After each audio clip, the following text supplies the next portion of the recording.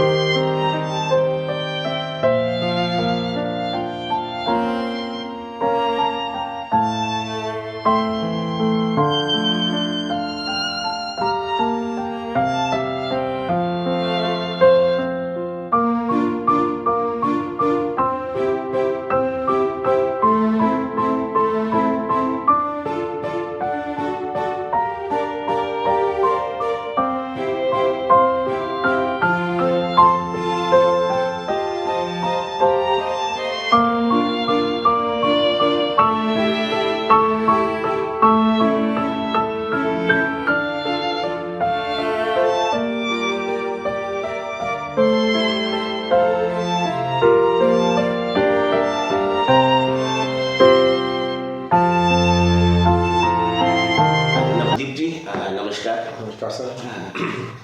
मुलाकात कार्यक्रम में आपका हार्दिक स्वागत है। आपके बारे में हमने सुना है कि जितना आपको फाजिल्का से प्यार है, तो जो भी कार्यक्रम होता है वो फाजिल्का को आप अपने मन में रख के करते हैं। नवदीप जी, आपको शहरी विकास मंत्रालय ने 2011 में आपको अवार्ड ऑफ एक्सीलेंस दिया आपके प्रोजेक्ट के लिए, जो इको कैब प्रोजेक्ट है जिसे हम डायल रिक्शा भी कहते हैं। तो उसके लिए आपने पीएचडी दिल्ली से की और आपकी जॉब जो है चंडीगढ़ में है, कैपिटल में है। तो आपने दिल्ली को भी छोड़ दिया और चंडीगढ़ को भी छोड़ दिया और उसके डेमोन्स्ट्रेशन के लिए, उसके प्रदर्शन के लिए आपने अपने शहर फाजिल्का को, छोटे से शहर को चुना। तो उसके पीछे क्या राज है, क्यों चुना आपने ऐसा? सर देखिए, वो कहते हैं कि सबसे पहले आपको अपना घर संभालना होता है। मतलब आपकी वो सारी शिक्षा, जब बड़ा जो कुछ आपने सीखा है वो किसी काम का नहीं है अगर आपका अपना घर, जहाँ से जिस मिट्टी से आप पैदा हुए, अगर उसको ठीक नहीं कर सकते। हाँ, बिल्कुल। तो क्या था कि चैलेंजेस तो यहाँ हैं। मतलब अगर मैं मिनिस्ट्री की बात करूँ, हमारे हिंदुस्तान में 8000 शहर हैं, उसमें से ज़्यादा फंडिंग, मेट्रो, बसें, 200 शहरों के लिए बहुत कुछ हो रहा है। वहाँ पे एक्सपर्टीज़ है, वहाँ पे लोकल है। छोटे शहरों के लिए कुछ भी नहीं है। रादर उनके पास तो इतने बजट भी नहीं है कि वो किसी कंसल्टेंट को हायर करके वहाँ पे कुछ अच्छा कर सके या करवा सके। तो मेरे लिए ये था कि जो सीखा है, जो पढ़ा है, उसको इम्प्लीमेंट वहाँ से शुरू करते। हाँ, और घर में क्या था कि शुरुआत इसकी एक कहते हैं कि कोई बड़ी बड़ी जितनी भी कहते हैं एक्सपेरिमेंट जब कुछ चीज़ें हैं ना वो एक एक्सीडेंटली हुई हैं, उसके बारे में ज़्यादा सोचा नहीं गया है। और मैं इसके बारे में ईमानदारी से आपको बता रहा हूँ कि कोई लंबा चौड़ा सोचा नहीं गया था। अच्छा। शुरुआत इस तरह हुई कि मैं घर आता था, हाँ। घर में कार है और मैं आके मेरा ये होता था, पेरेंट्स से पूछता था कि मम्मी आपको कहीं जाना तो नहीं है, कोई आपको हेल्प कर देता हूँ। तो उनका जन्मदिन था। अच्छा, ठीक है। तो वो जैसे होता है ना कि पूछ लेना चाहिए कि आप बताओ आपको क्या चाहिए, मतलब तो वो चल रहा था हमारा कन्वर्सेशन कि आपका बर्थडे का गिफ्ट ड्यू है तो क्या बताया। तो उन्होंने बड़ा सिंपल सा बोला, कहते हैं कि फादर तेरे को भी जाना होता है कहीं बाजार, तो छोटे मोटे काम है क्या, मैं आपको ना नया तब मोबाइल फोन एक नया आया था। हाँ। और वो फीचर फोन थे उस टाइम, ना ही इंटरनेट था, 2G था। अच्छा। और मैं ये 2008 की बात कर रहा हूँ। हाँ। और सिर्फ फीचर फोन थे। तो मैंने कहा जी आपको फोन ले देता हूँ। कहते कि मैंने क्या फोन करना, तू ना किसी रिक्शे वाले को फोन दे दे, ताकि मुझे जब तेरे पीछे से कहीं आना जाना हो तो मैं उसको बुला लिया करूँ। अच्छा, तो मुझे मत फोन। तो आपको आइडिया वहां से मिला। That was the point. मैंने कहा खाली मेरी माँ क्यों, सारे शहर को ही ठीक करते हैं। सो ट्रांसपोर्टेशन आपकी बैकग्राउंड है, प्रोफेशनली आप उस सब्जेक्ट में ट्रेंड हो, और आइडिया आपके घर से आ रहा है एक नॉर्मल कन्वर्सेशन। तो इन दोनों को फिर मैंने लिंक किया, कॉस्ट पता की, और WLL फोन थे। फिर मैंने जाके स्टडी किया कि कहाँ से रिक्शा। तो फाजिलका को 5 सेक्टर में बांटा, नॉर्थ, साउथ, ईस्ट, वेस्ट और सेंटर। और 5 जगह पे मैंने रिक्शा स्टैंड ढूंढे, वहाँ पे चाय वाला चाय पिला रहा था। तो मैंने कहा अगर मैं इस चाय वाले को फोन दे देता हूँ तो सारे रिक्शा वाले तो उसके आसपास खड़े हैं, और ये अपने नियरेस्ट रिक्शा को, तो जो सिर्फ और सिर्फ 7500 रुपये में पूरा डायल रिक्शा प्रोजेक्ट शुरू हुआ, और उसकी शुरुआत घर से हुई। अच्छा, क्या तो 5 फोन 7500 की मेरी पर्सनल इन्वेस्टमेंट थी। और वो मुझे इतना नहीं आइडिया होगा कि मतलब मैंने तो अपने चीजें ठीक कर रही हैं, मैंने कहा चलो कुछ तो कर देते हैं। कि ऐसे पैसे देना, कपड़े दान देते रहो, कुछ जूते। तो मुझे लगा इसको मैं नाम दिया डिजिटल एम्पावरमेंट, क्योंकि देश बदल रहा था उस टाइम, एक क्रांति आ रही थी टेलीकॉम सेक्टर में। तो मुझे लगा कि ये क्यों। और जब सर्वे किया तो किसी रिक्शा वाले के पास फोन नहीं था। तो वो क्या करते थे कि वो खड़े रहते थे। घर में मेरी मदर या किसी को भी जरूरत है, वो घर में वेट कर रही है और रिक्शा वाला वहाँ वेट कर रहा है, और दोनों को एक दूसरे की जरूरत है, लेकिन आपस में कोई कनेक्शन नहीं है, कम्युनिकेशन। तो मेरा सिर्फ काम था कि इनको जोड़ देते। ठीक है, बहुत अच्छा। तो इतना सा ही काम किया, और उस चीज ने आप समझिए कि कोरोना से पहले तक बहुत ही रहा। और फिर 2011 में उसी चीज को अवार्ड मिला, और जो पैसे मिले फिर मैंने सारे रिक्शा वालों के लिए फोन खरीद के उनको दे दिया। अच्छा, तो वो डायल रिक्शा जो पहले कॉल सेंटर पे कॉल जाती थी, वो लोग सीधा ही उनको पर्सनल उनके कॉल में जाना। तो आज की डेट में 100% रिक्शा वाले फोन रखते हैं, जिसकी शुरुआत तब हुई। और अब 10% के 15% के पास फीचर फोन आ चुके हैं। तो नेक्स्ट टारगेट लेके चले हैं कि कुछ इनको ऑनलाइन रियल टाइम और ई रिक्शा के साथ जोड़ के आगे बढ़ाएं। ठीक है जी। मेरा दूसरा क्वेश्चन है कि आपको ट्रैफिक एडवाइजर तो पंजाब गवर्नमेंट नियुक्त किया गया जी, ठीक है। तो ये काम आपने हाई कोर्ट ने किया, Punjab and Haryana high court ने ये किया है। लेकिन जनरली हम देखते हैं कि कोई भी अपॉइंटमेंट करती है तो सरकार करती है, भारत सरकार करती है या सेंट्रल पंजाब गवर्नमेंट करती है। जी। तो ऐसी क्या कहानी होगी कि आपको हाई कोर्ट को निर्देश देना पड़ा कि आपको ट्रैफिक एडवाइजर नियुक्त करे पंजाब सरकार? वो कहते हैं ना जी कि इरादे नेक हो तो सपने भी साकार होते। तो वो ये नेक इरादे ये थे कि रिक्शा का काम जब यहाँ शुरू हुआ तो 2011 या 12 में इसकी न्यूज़ छपी अखबार में। अच्छा, 2010 में आई थिंक 26 से 27 अप्रैल का टाइम होगा कि इंडियन एक्सप्रेस की टीम यहाँ आई कि इन्होंने तो रिक्शा के ऊपर ही कहानी बदल के रख दी। एंड उस टाइम वो बहुत, हमें रोज की 400 कॉल्स आती थी। मतलब अभी वो क्या है कि सीधा डायरेक्ट फोन है तो मेरा ज्यादा रोल रह नहीं जाता, रिक्शा वालों के पास फोन है, सवारी नहीं जब मंगाना होता फोन करके मंगा लेते हैं। लेकिन उस टाइम पे फोन 5 ही फोन थे, तो हाँ सारी कॉल्स वहीं आती थी। तो हमारे पास 300-400 कॉल्स बड़ी नॉर्मल थी। तो ये जब न्यूज़ छपी तो Punjab and Haryana high court में एक PIL लगी थी, किसी ने लगाया कि रिक्शा को बंद कर देना चाहिए। अच्छा, ये ट्रैफिक के लिए न्यूसेंस है। तो चीफ जस्टिस ने उसको खारिज कर दिया, और उसी दिन लकीली अखबार में ये छपी कि फाजिलका वालों ने रिक्शा को जो एक मर रहा था उसको वापस जिंदा कर दिया। क्योंकि 400 कॉल का मतलब है कि उस टाइम 400 रिक्शा वाला, एक रिक्शा वाले को एक फोन कॉल भी एक्स्ट्रा आता है, तो एक फोन आपको 50 से 100 रुपए तक का एक्स्ट्रा कॉल दे रहा था। क्योंकि क्या करते थे, आप घर से उसको लेते थे, बाजार घूमा और वापस ले आए, तो कोई 70 रुपए देता था, कोई 100 रुपए देता था, कोई 50 रुपए देता। तो मतलब आप जो 150 रुपए रोज का कमा रहे थे, आपकी आमदनी सीधी 20-25% बढ़ गई। लगा कुछ भी नहीं। हाँ। तो आप सोचिए 400 कॉल है तो रोज एक एक बंदे की 20-30% इनकम आप रोज बढ़ा रहे हो बिल्कुल बिल्कुल। बिना कुछ लंबा चौड़ा काम किए।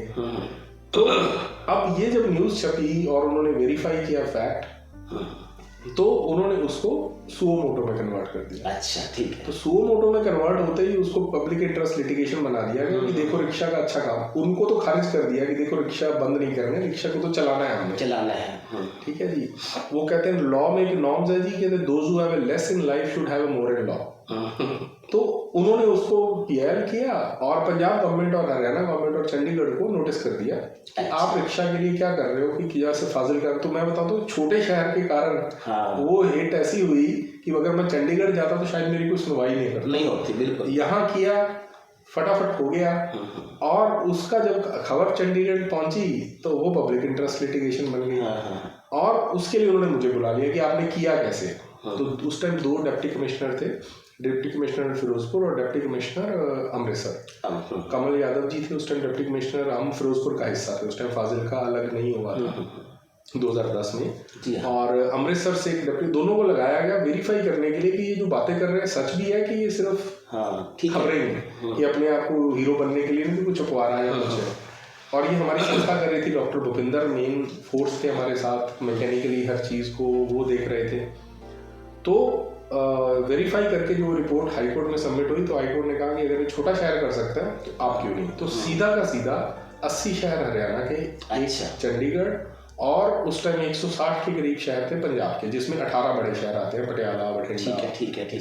तो हाईकोर्ट ने ऑर्डर कर दिया कि ये जितने टोटल शहर हैं करीब बन गए हमारे 241, इनमें सब में रिक्शा इको कैब शुरू चलनी चाहिए। क्या बात है। ठीक है। तो वो मतलब मैंने तो एक जगह काम किया और वो कन्वर्ट होके लगातार उसकी सुनवाई शुरू हुई। फाजिलका ने 241 शहरों को जीवनदान दिया। बिल्कुल जीवनदान क्या, रिक्शा वालों को जीवनदान मिला, जिसमें जो लोग काम कर रहे थे हर शहर में 200, 500, 100 कुछ लोग थे। तो सरकार ने उनके लिए लोन की सुविधाएं की और वो केस चलता गया।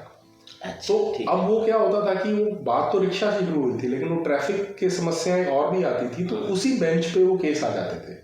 अच्छा ठीक है। तो उन्होंने मुझे सुनना शुरू कर दिया। वो अब कोर्ट का ये हो गया कि कोई और भी समस्या आती थी तो उसका भी सुझाव के लिए मुझे बुला लेते थे। खाली मैं तो गया रिक्शा को लेके था और मैं गया नहीं था, मुझे बुलाया गया था। और कोई भी ट्रैफिक की समस्या होती तो मुझे वहाँ पे खड़ा कर लिया जाता था। ठीक है। तो वो इतना मैटर बढ़ गया कि वो उसमें बहुत ही कुछ आ गया था। मतलब वो इतना केस बड़ा होते होते 10 सालों में वो कहीं की कहीं पहुंच गए। 10 साल तो नहीं, करीब आप ये लगा लीजिए 5-6 साल में। तो तब फिर कोर्ट ने कहा कि ये तो समस्याएं बढ़ती जा रही हैं, ये काम तो सरकारों का है, हमारा थोड़ा ना है। तो उन्होंने पंजाब गवर्नमेंट की कि आपके पास कोई एक्सपर्ट है, तो पंजाब गवर्नमेंट ने कहा हमारे पास कोई एक्सपर्ट नहीं है, लेकिन हम उनको अपॉइंट करने के लिए ये हमारे पास पोस्ट खाली है। अच्छा ठीक है।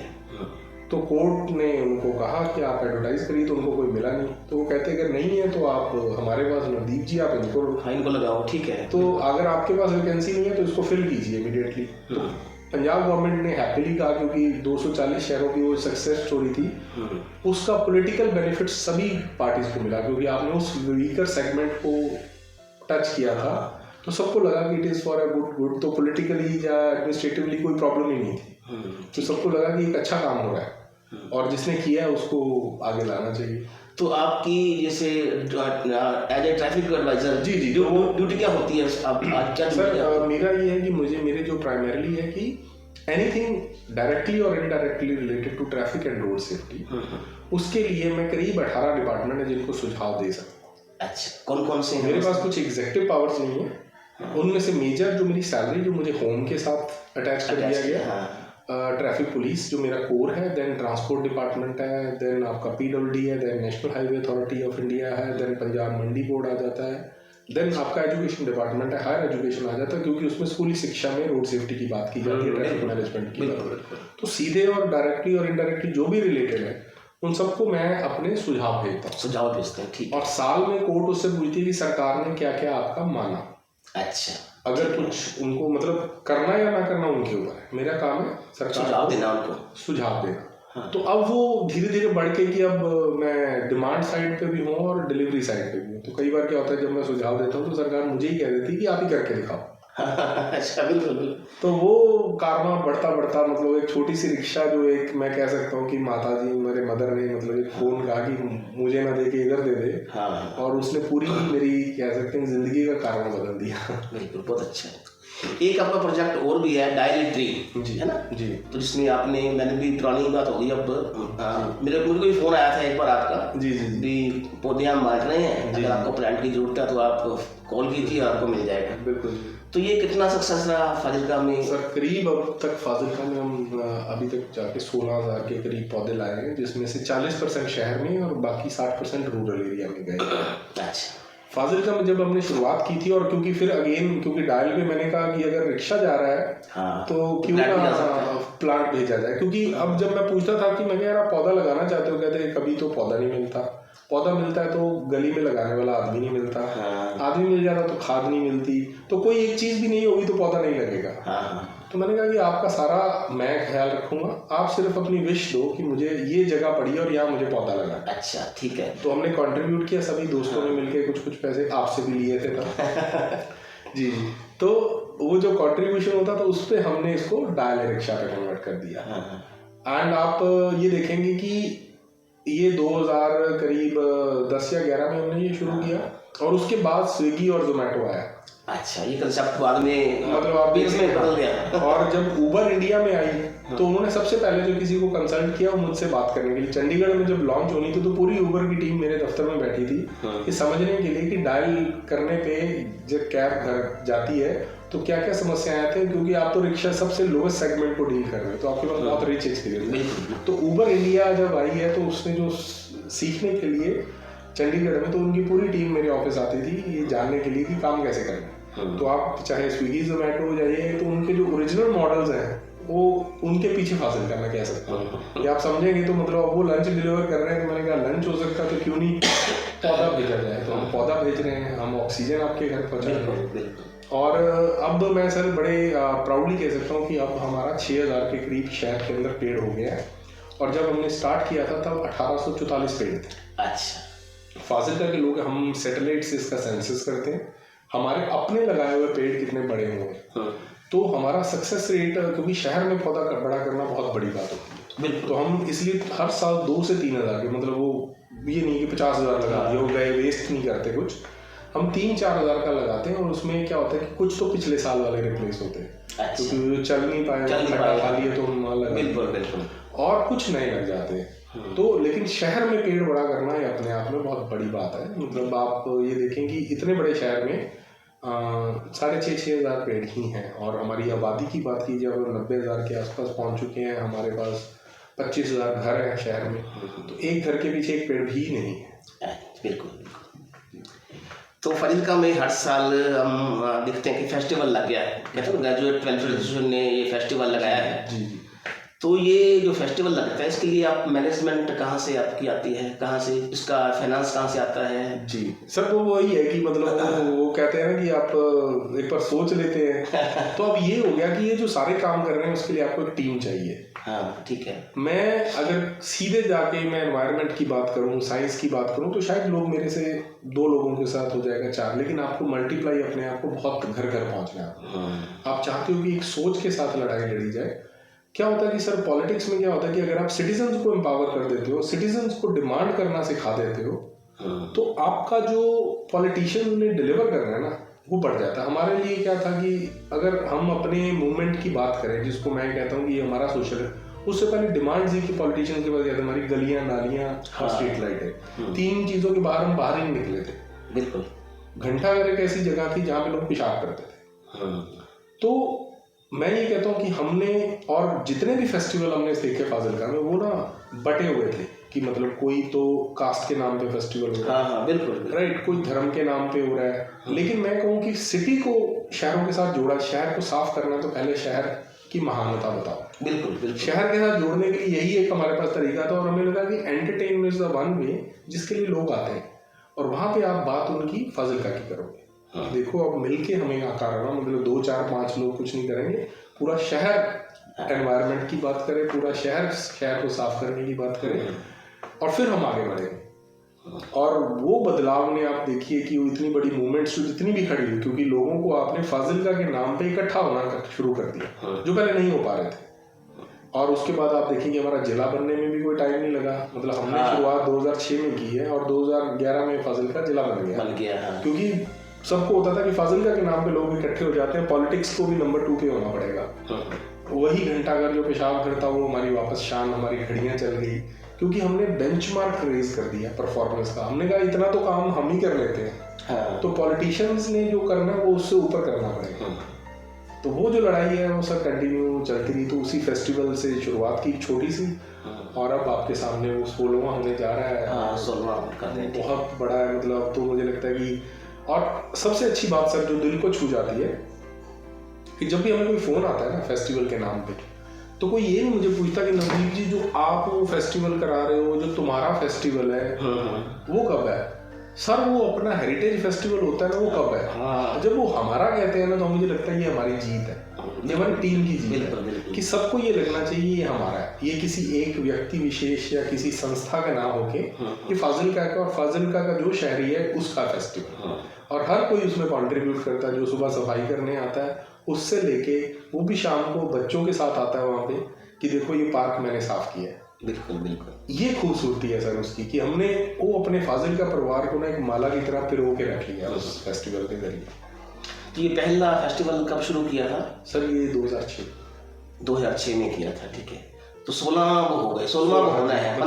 2008 में नहीं हो पाया था, उस टाइम कुछ फाइनेंशियल कंस्ट्रेंट आए थे, और कोरोना के कारण हम 2 साल हमें बंद करना पड़ा था, कर नहीं पाए थे कोरोना आने के कारण। तो इसलिए अभी ये 16वां है, मतलब वो इसको आप साल 19-20 होने हुआ, लेकिन ये है अभी 16वां। नवदीप जी एक वर्ड है मोबी प्राइज, जी, तो उसके बारे में पढ़ा है कि वो भी आपको मिला है। जी, वो क्या है सर? वो मोबिलिटी के ऊपर कुछ प्राइस थे जो इंटरनेशनल कुछ यूनिवर्सिटीज़ हैं उन्होंने फ्रेम किए हुए थे। तो इंडिया में से हमारा रिक्शा के लिए नॉमिनेशन गया था। ये प्राइस कहाँ से मिला, किस सरकार ने दिया? सर ये यूएस गवर्नमेंट, मतलब यूएस की यूनिवर्सिटी सी, मिशिगन यूनिवर्सिटी, तो वो सारे उन्होंने मिलके इस प्राइस को कॉन्स्टिट्यूट किया था। उनका मोबिलिटी सेंटर है। अच्छा। तो उसमें अलग अलग, तो हमें उसके लिए इंडिया से बहुत जो था कि क्योंकि इस वाले सेगमेंट को कोई बात ही नहीं करता, सब बड़ी बड़ी बातें, एरोप्लेन को ले लीजिए, ये बातें करेंगे, किसी के ख्याल में भी नहीं आया कि रिक्शा को भी बदला जा सकता है। तो वो हमें रिक्शा के लिए फिर वो मिला, और फिर तो सर कारवां, मतलब हमें इसके बाद वॉल्वो जो है, वॉल्वो और नोबेल प्राइज फाउंडेशन जो नोबेल प्राइज देती है, उन्होंने इंडिया में मोबिलिटी का प्राइज शुरू किया। अच्छा, ठीक है। और मेरे ख्याल में 2000 स्वीडन गवर्नमेंट जो नोबेल प्राइज की फाउंडेशन है, स्वीडन गवर्नमेंट, और वॉल्वो जो बसेज है वो भी स्वीडन की है। तो उन्होंने इंडिया में रोड सेफ्टी को प्रमोट करने के लिए और मोबिलिटी के लिए अवार्ड शुरू किया। अच्छा। तो 2014 या 12 में एग्जैक्ट साल भूल गया हूँ, तो उसका भी जो प्राइज था वो हमने रिक्शा को मिला फॉर प्रमोटिंग द सेफ्टी। क्या बात है। तो मतलब आप ये सोचें कि सपना ही होता है कि आप जिस पर नोबेल प्राइज फाउंडेशन आपके साथ, बिल्कुल बहुत बड़ी बात है। तो वो वही है कि मैं ये सबको ये कहना चाहूँगा कि सर कोई भी चीज़ छोटी नहीं होती, मतलब राइट, आपके पास आर्ट होना चाहिए उसको बड़ा बनाने का। बिल्कुल। तो मतलब मैं कहूँगा कि सबसे छोटा शहर, और उसमें से उस छोटे शहर में सबसे छोटी चीज़ उसका रिक्शा, तो इन दोनों चीज़ों को हमने जोड़ के सबसे बड़ा बना के, और जाते जाते 2014 में इसके ऊपर देश का कानून आया। मतलब इससे बड़ा कोई अचीवमेंट नहीं हो सकता। जस्टिस मुदगिल कमेटी बनाई केंद्र सरकार ने अवार्ड के बाद कि इस रिक्शा को, चलो आपके पास तो तजुर्बा है, लेकिन पूरे देश में इसको लागू करना है, तो उसके लिए कानून चाहिए, आपका शिक्षा चाहिए। तो उस कमेटी बनाएगी 10 लोगों की, उसमें मैं भी मेंबर था। और इसको फिर स्टैंडिंग कमेटी के पास भेजा, लेकिन तब सरकार 2014 में चेंज हो गई। उसके बाद वो टेकअप नहीं हुआ। लेकिन ये है कि वो अभी भी स्टैंडिंग कमेटी के पास बढ़ा, जो किसी न किसी फॉर्म में नए संशोधन के साथ आपको जल्द ही मिलेगा।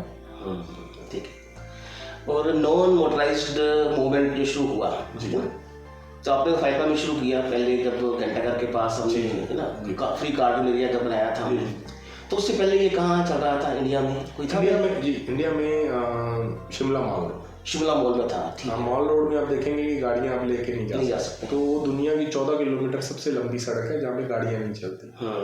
तो सब लोग कहते हैं कि जब दुकानें गाड़ियाँ नहीं आएंगी तो हमारी इनकम कम हो जाएगी, पर मैं ये बताना चाहता हूँ कि दुनिया में जो सबसे महंगी जगह है वहाँ पे गाड़ियाँ जाती ही नहीं है। वर्ल्ड ओवर आप चाहे सिंगापुर की बात करें, ला डिफेंस एरिया ऑफ पेरिस की बात करें, दिल्ली का चांदनी चौक की बात कर लें, सेक्टर 17 चंडीगढ़ की बात कर लें, तो जो भी महंगी जगह है वो सारी वहाँ पे लोग वॉक करते हैं, वहाँ पे गाड़ियाँ नहीं जाती। नहीं, मैंने ये सुना है कि 17 सेक्टर में जब उन्होंने किया फ्रीज और कारपोरेट किया इन्होंने, जी तो वो आपका कंसेप्ट था वो? जी बिल्कुल, ये उसी कोर्ट केस में ही चलता रहा। तो जब मैं कुछ भी होता था तो मैं करता फाजिलका में था, वो मेरी पृष्ठभूमि थी, तो मुझे उनको जाके बहुत ज़्यादा एनर्जी लगती थी, उनको समझाता था, उनको समझ ही नहीं आता था, तो मेरे लिए सबसे आसान होता था कि फाजिलका में करके दिखाओ। तो मेरा ऐसी कोई भी थ्योरी जो मैंने पढ़ाई की अपनी ज़िंदगी में, कार फ्री मूवमेंट, पैदल चलने वालों के लिए लड़ाई, रिक्शा, जिनके लिए मेरा ज़्यादातर मैंने काम किया। आप किसी भी मीटिंग में जाते तो उनको लगता था ये लोग तो है ही नहीं, इनके लिए कौन काम करता है। तो मुझे होता था कि मेरा फाजिलका मेरा होम ग्राउंड है जहाँ पे मैं आपको करके दिखाऊँ। और मुझे परमात्मा ने, मैं कहूँ कि एक साथ मिला उस टाइम, अनिल सेठी जी प्रधान ने, उनको बहुत जल्दी वो समझ आया। वो कहते नवदीप करके दिखाते हैं इसको। तो वो जब किया, उसका हिट हुआ, फिर वो न्यूज़ आई, तो कोर्ट फिर कह देती थी उनको चंडीगढ़ को, फाजिलका में हो सकता तो चंडीगढ़ क्यों नहीं हो सकता। बिल्कुल। तो वहाँ पे हमेशा उनको तमाचा पड़ता था उस चीज़ के लिए कि भैया एक छोटा शहर कर रहा है तो तुम्हें क्या प्रॉब्लम है। और आप देखेंगे, आप वो चंडीगढ़ जब सेक्टर 17 रोज गार्डन का कनेक्शन, वो जो कुछ हुआ वो इसी केस से हुआ। तो फाजिलका ने पर से बहुत कुछ दिया है। और एक मैं चीज़ सर बताना चाहता हूँ कि जो हमारा प्रताप बाग है, वो एस प्रताप एक ICS ऑफिसर, जो पार्टीशन से पहले IAS, जिसको हम IAS आज के जानते हैं, वो थे। तो जो 10 या 12 ब्रिटिश गवर्नमेंट में सिख ICS ऑफिसर थे, S Pratap was one of them. तो वो बेसिकली वो फिरोजपुर के डिप्टी कमिश्नर थे। उस टाइम फिरोजपुर बहुत बड़ा डिस्ट्रिक्ट होता था। उसके बाद वो लाहौर के डिप्टी कमिश्नर बने और उसके बाद वो शिमला के डिप्टी कमिश्नर बने।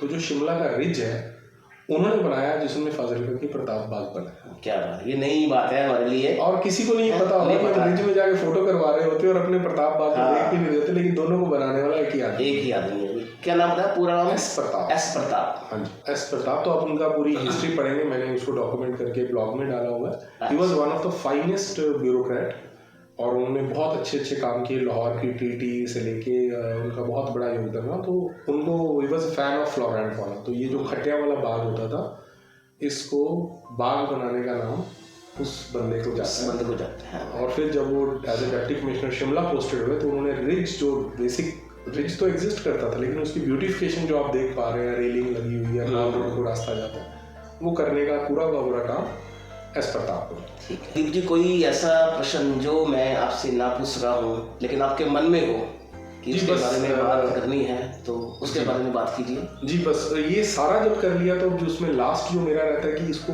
कोई भी ऐसी चीज़ हो सर, उसको ना इंस्टीट्यूशनलाइज करना बड़ा ज़रूरी होता है। कि कोई भी चीज़ आपके जाने के साथ वो ख़त्म ना हो जाए। मतलब मैं एक सोच के साथ निकला हूँ, तो एक उसको कॉन्सेप्ट कह सकते हैं, एसेंस ऑफ हिस्ट्री। तो मैंने जो अपनी हिस्ट्री से पढ़ा कि जो भी फ्रीडम फाइटर वो चीज़ों को डॉक्यूमेंट कर गए, उसी वो आगे चीज। भगत सिंह की पूरी फिलॉसफी हमें किताबों में मिलती, गांधी जी क्या सोचते थे, नेहरू जी क्या सोचते, वो सारे के सारे राइटर भी थे।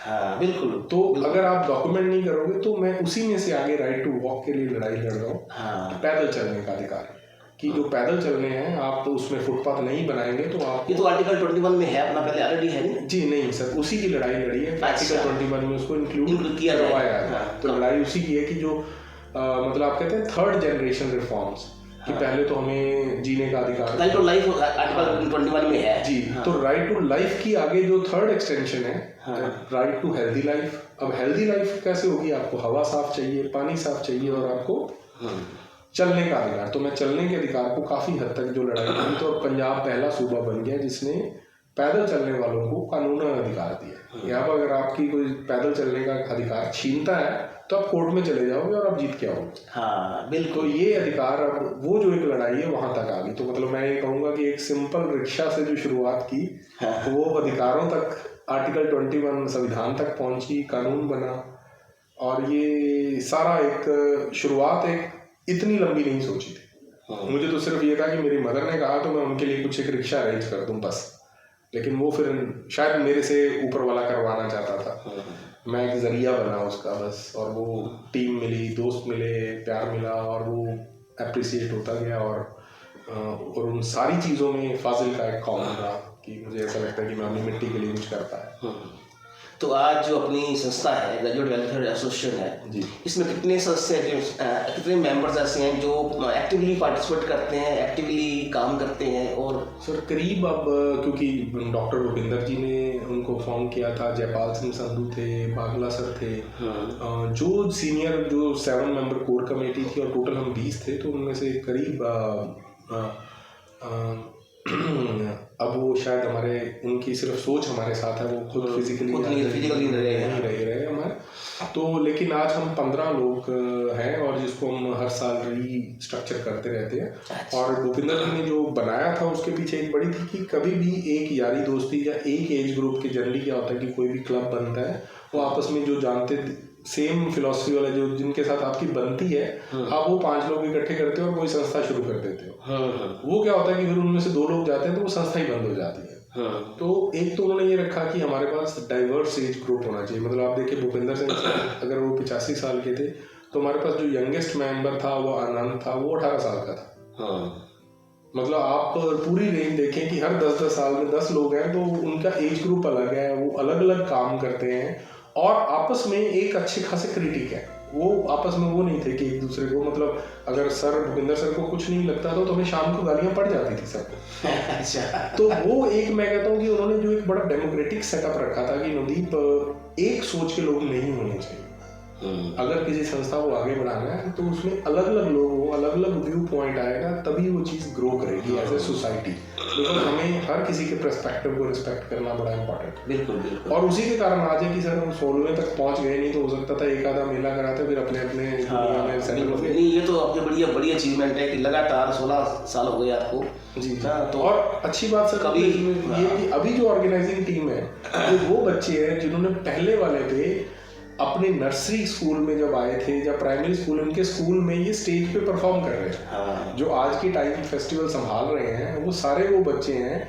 और उनमें से एक है जो मुझे आगे मिला, कहता सर मेरे पापा मुझे गोद में उठा के लेके आए थे क्योंकि अब 19 साल हो गए हैं। तो जिसको गोद में उठा के लाए थे आज वो 23 साल का है और वो स्टेज संभाल रहा है। तो हमें लगता है कि हमारी दूसरी पीढ़ी आ गई इसको संभालने के लिए।